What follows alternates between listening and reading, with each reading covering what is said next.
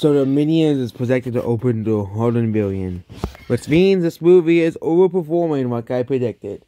It just seems these quote-unquote box office predictions get more wrong by the day and day and day. Okay?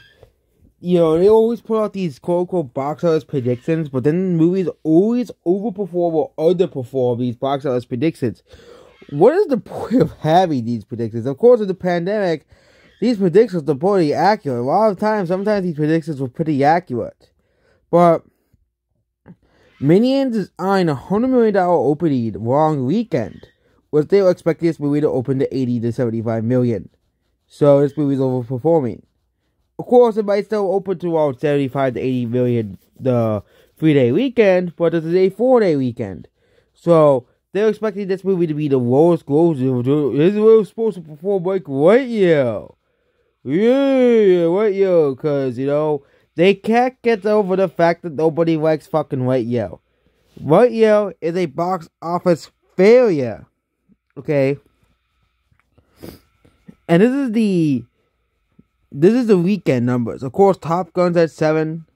Is at 2. Elvis is at 3. Minions is, of course, at 1. Jurassic World is actually holding pretty okay. Only at 11% drop. Black votes play, but White Yell's the only one that's having massive drop after massive drop. Okay. White Yell will pass $100 million. Because, of course, it's, you know, a Disney IP. But it is not gonna make money still. Okay.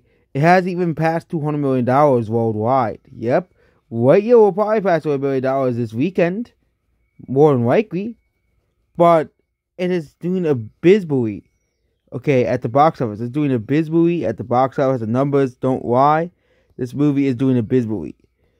White Yell will probably make around like 12 million in total throughout the whole weekend. Or around 40 to 14 million. Elvis, you know, still do pretty okay. Elvis needs to make $212 million to break even, and this movie's already having, according to this, pretty good legs. So Elvis is doing pretty well at the box office. Which means this movie is having pretty good legs. Which is something that movie needs as well. And if you look at the Thursday previews for the Minions, The Rise of Gru. Yeah. Okay. The movie nabbed 10.75 million in Thursday previews. Okay. Everyone there say, oh, but what, you bombed? Because nobody is watching family films. The families didn't want to see movies anymore. Okay. Sonic 2 overperformed the first movie. Okay. Sonic 2 already debunks your completely pitiful argument, because Sonic 2 is going to make more money worldwide than White Yell. Excuse me.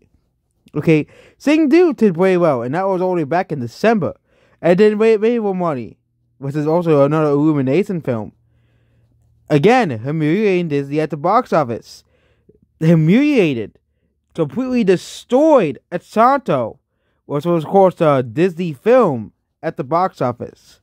Okay, Disney got humiliated by Illumination last year as well. Okay. You know, Sing 2 made way more money domestically than Encanto did. Okay. And this is the other one. Minions Rise of Gru is no small fry. And all it's projected this movie to open to $160 million. Domestically. Which they're going to see a $98 million 3-day. Which is doing slightly worse than the first Minions, but because of Independence Day, it'll end at around $116 million. Okay, after a $43 million opening days of Gru's first day night's numbers, but this movie is doing better than White Yell. It's doing better than Sonic 2. Okay, as well. But it's clear, okay, that this movie is overperforming these quote-unquote expectations. Which, this is the numbers that White Yell was supposed to get. Let's remember, this was the numbers that White Yell was supposed to get. White Yell was supposed to open to this amount. Okay, And if this movie's gonna open to around $116 million domestically, this movie's gonna probably make $1 billion. Just like Minions and just like Despicable Me 3. Because these movies are also really popular internationally. These movies are gonna have really good rigs.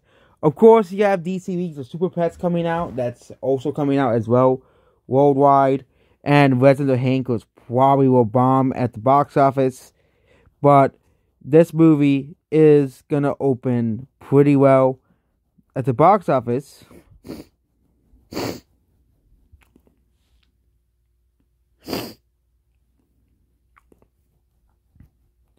Those are 25 or 30%. So, yes, the family audience is going to see this movie. Okay. And yes, the rest 40% are like the Giga Chads and stuff are going to go see the movie as well. Yeah, you can't discount their ticket numbers and their ticket sales. Okay. But this movie was supposed to be the worst selling movie in the entire franchise. And if box office projections were right, Disney was supposed to dominate the box office weekend. Okay, Doctor Strange Multiverse of Madness would have made $1 billion, and what you would have made $1 billion. And Minions Rise of the Goose said, oh, Minions is dying. Okay, Minions, no one likes Minions anymore. Nobody likes Despicable Me anymore. Okay, and Disney will continue, and Poor Home Photo will definitely make $1 billion as well. Okay, no, everybody loves Disney, but it seems that nobody wants to woke Disney. Okay, 4 Home Fun is gonna underperform expectations more than likely. Okay, more than likely, and it'll likely have a massive drop off as well, which will be pretty bad because there's no movies coming out the week after. You have the Crawdads things and Residents of Hank. That's it. And if you actually expect the Crawdads thing which is not a non-franchise movie, to open pretty well at the box office. So yeah, but yeah. This is just a complete failure for Disney. Okay, Minions and Illumination is completely humiliating Walt Disney Corporation again as well. Okay, and none of the Minions movies are woke. None of them are woke at all, which is another thing I think that's benefiting the Minions franchise is the fact that it's not woke. It is not woke. They're basically treating the characters good, and they're making the fans who like these movies, both old and young, happy. People who want to know Goo's backstory, all the way from, from the 2010 film, for people who watched the 2010 film, The Feeders, which is mostly Gen Z and millennials, well, they get to watch this movie, and it's probably they like the movie, okay?